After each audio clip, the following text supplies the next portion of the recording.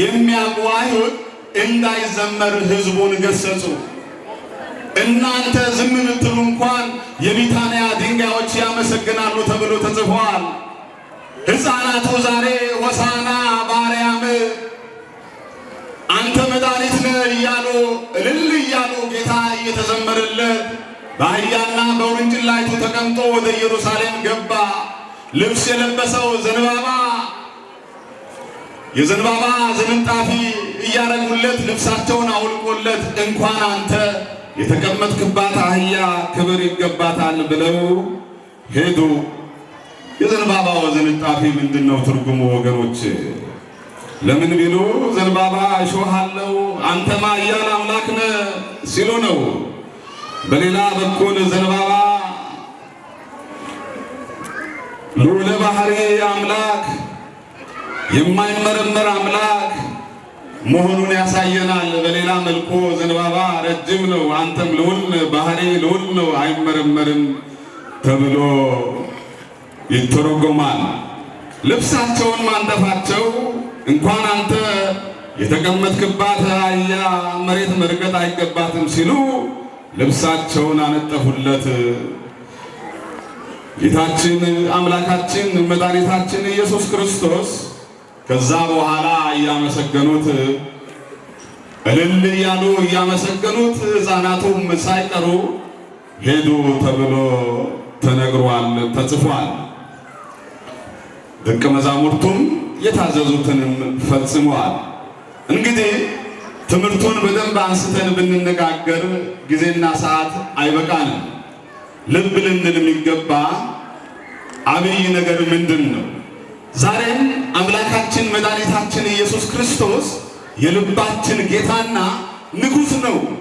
በዚህ በዮሐንስ ራእይ ምዕራፍ 3 ቁጥር 20 ላይ በደጅ ቆሜ አንኳኳለሁ፣ ማንም ልቡን ቢከፍትልኝ ወደ እርሱ ገባለሁ፣ ከእርሱ ጋርም አድራለሁ ተብሎ ተጽፏል። የፍቅር ጌታ የሆነው አምላካችን መድኃኒታችን ኢየሱስ ክርስቶስ ዛሬም በልባችን ሊያድር የልባችን ጌታ ሊሆን እያንኳኳ ነው። እኛ ግን ልባችንን በኃጢአት፣ በዘረኝነት፣ በክፋት ዘግተነዋል። ስለዚህ ልባችንን እንክፈት። መድኃኒት የሆንክ ጌታ ሆይ ወደ ልባችን ግባ፣ ወደ ልባችን ወደ ሕይወታችን እደር እንበለው።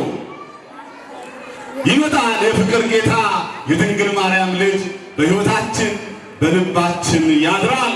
ሲናገር እንስማው፣ ተናገር እንበለው። ጌታም ይናገራል። እንደ ሕፃናቱ ሆሳዕና በአርያም እንበለው። እባክህ አሁን አደን እንበለው። እባክህ ወደኛ ሕይወት ና እንበለው፣ እንጋብዘው።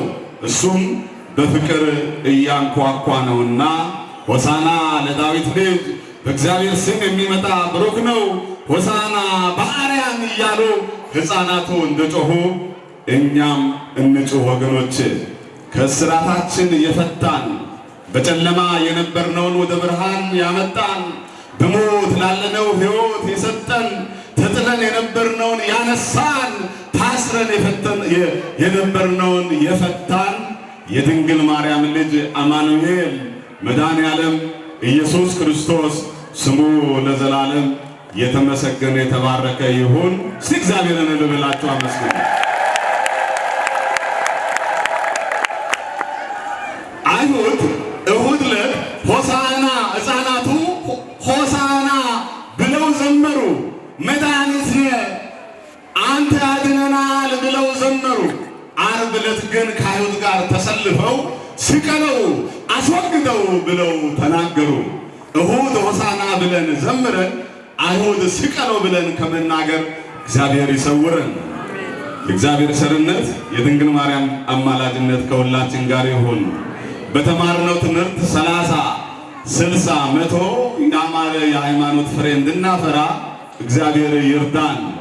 የማምላክ የወላዲተ አምላክ የቅድስተ ቅዱሳን የድንግል ማርያም አማላጅነት፣ ረድኤት፣ በረከት፣ ቃል ኪዳኗ ከሁላችን ጋር ይሁን።